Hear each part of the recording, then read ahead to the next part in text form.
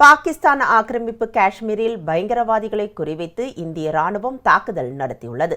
பஹல்காம் தாக்குதலை தொடர்ந்து பயங்கரவாதிகளை தேடும் பணியில் இந்திய ராணுவம் தீவிரம் காட்டி வந்தது. இந்த தாக்குதல் காரணமாக பாகிஸ்தான் இந்தியா இடையே போர் மூளும் சூழலும் ஏற்பட்டு வந்தது.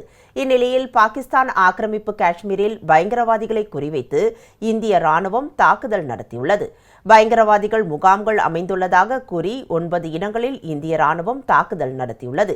இது குறித்து அறிவிப்பு வெளியிட்டுள்ள இந்திய ராணுவம் ஆபரேஷன் சிந்தூர் என்ற பெயரில் பயங்கரவாத முகாம்களின் மீது தாக்குதல் நடத்தியுள்ளதாக கூறியுள்ளது. சிகால்பூர், முர்க்தி, பவால்பூர், பிம்பர் உள்ளிட்ட பகுதிகளில் பயங்கரவாத முகாம்கள் செயல்பட்டு வருவதாக உளவுத்துறை கொடுத்த தகவலின்படி இந்த தாக்குதல் நடத்தப்பட்டுள்ளது.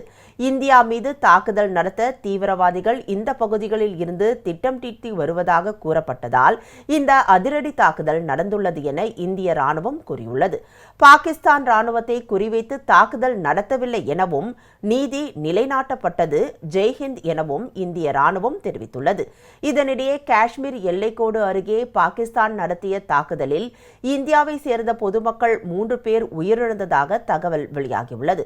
இந்தியா நடத்திய தாக்குதலுக்கு உரிய பதிலடி கொடுப்போம் என பாகிஸ்தான் அறிவித்துள்ளது. நாடு முழுவதும் இன்று முதல் 2 நாட்கள் முப்படைகளும் போர் ஒத்திகை நடத்த உள்ளதால் உச்சகட்ட பாதுகாப்பு ஏற்பாடு செய்யப்பட்டுள்ளது. காஷ்மீர் பஹல்காம் தாக்குதலில் சுற்றுலா பயணிகள் 26 பேர் கொல்லப்பட்டதை தொடர்ந்து இந்திய ராணுவம் நடவடிக்கைகளை அதிகரித்துள்ளது. இந்நிலையில் இன்றும் நாளையும் நாடு முழுவதும் உள்ள 244 மாவட்டங்களில் போர்க்கால பாதுகாப்பு ஒத்திகையை மேற்கொள்ள உள்துறை அமைச்சகம் உத்தரவிட்டுள்ளது. தமிழ்நாட்டில் கல்பாக்கம், துறைமுகம் ஆகிய 2 இடங்களை மத்திய அரசு தேர்வு செய்துள்ளது.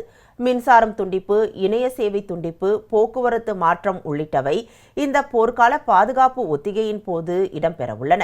ரயில்வே நிலையம், அணு உலை அமைந்துள்ள பாதுகாப்பான பகுதிகளில் ஒத்திகை நடத்த திட்டமிடப்பட்டுள்ளது. இந்த பாதுகாப்பு ஒத்திகையில் தரைப்படை, கடற்படை, விமானப்படை என முப்படைகளை சேர்ந்த ராணுவ தளவாடங்களும் பயன்படுத்தப்பட உள்ளன. குறிப்பாக வான்வழி தாக்குதலின் போது ஒலிக்கப்படும் சைரன் ஒலிப்புகளை எழுப்பும் போர் ஒத்திகை நடைபெற இருக்கிறது. இந்திய விமானப்படை இந்தியா பாகிஸ்தான் சர்வதேச எல்லை மற்றும் கட்டுப்பாட்டு கோடு அருகே இன்றும் நாளையும் விமானப்படை ஒத்திகை நடத்தப்பட உள்ளது. ரஃபேல், மிராஜ் மற்றும் சுகோய் 30 விமானங்கள் உட்பட அனைத்து முன்னணி விமானங்களும் பங்கேற்க உள்ளன. போர்க்கால பாதுகாப்பு ஒத்திகை குறித்து மக்கள் அச்சப்பட தேவையில்லை என பேரிடர் மேலாண்மை ஆணையம் தெரிவித்துள்ளது. இந்தியாவில் 54 ஆண்டுகள் கழித்து மீண்டும் போர்க்கால பாதுகாப்பு ஒத்திகை நடைபெற உள்ளது குறிப்பிடத்தக்கது.